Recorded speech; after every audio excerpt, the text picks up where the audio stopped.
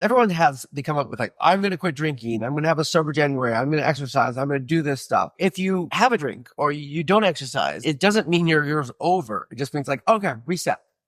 Yeah. Like if you trip in a race, get back up and run.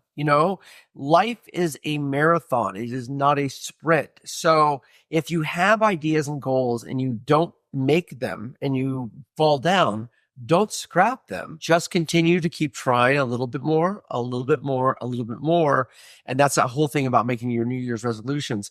Don't let them die with a little failure. You have to continue to dust yourself off and get back on that horse of life.